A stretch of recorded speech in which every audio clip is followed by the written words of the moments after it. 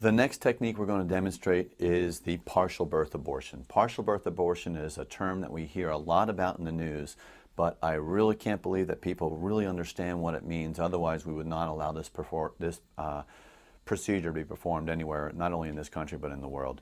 But a partial birth abortion is performed when the baby is too far developed in order to either be sucked out with the suction curette or to be able to be dismembered and brought out piece by piece with this forceps.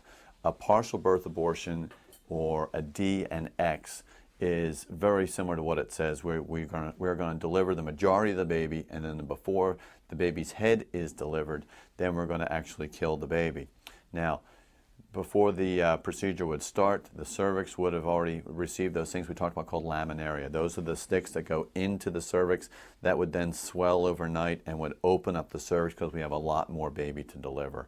And this can be performed anywhere up to term because remember, Doe versus Bolton defined mother's health as physical, emotional, psychological, familial, and age. So as long as the physician under those definitions says mother's health is in jeopardy, this procedure can be performed.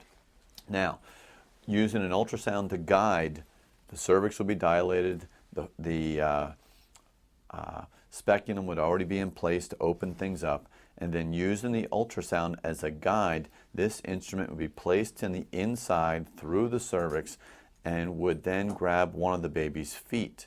Once that foot is grabbed with that tenaculum, that baby's foot is then brought to the outside.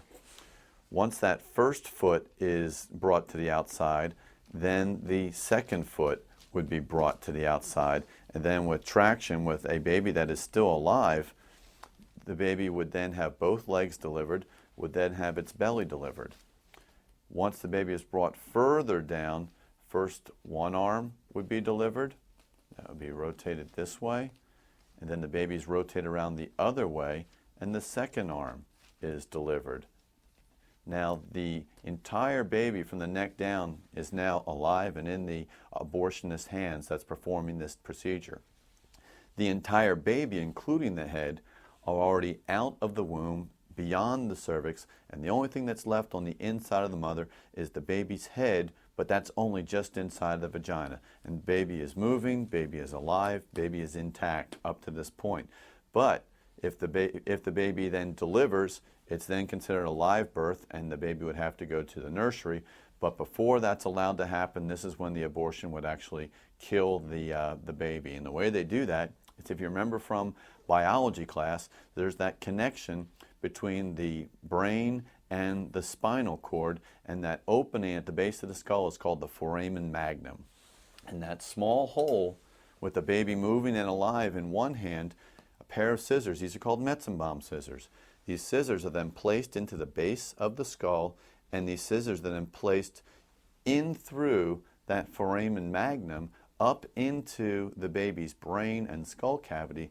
The scissors are then opened up, and then if that hasn't killed the baby, then one of the suction curettes is then placed through that same hole up into the baby's skull and brain. The suction is applied, and just how you saw how powerful that suction machine is, if it can crush the steel can, then it can definitely kill the baby there on the inside.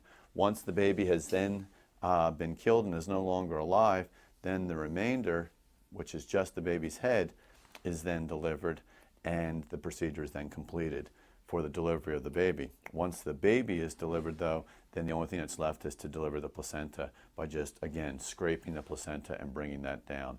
So when you hear the term partial birth abortion, that's what's going on. A baby is being delivered, the feet, the abdomen, the chest, the arms and the legs. The baby is then killed, and then once the baby is killed, then the remainder of the baby is allowed to be delivered. So that's partial birth abortion.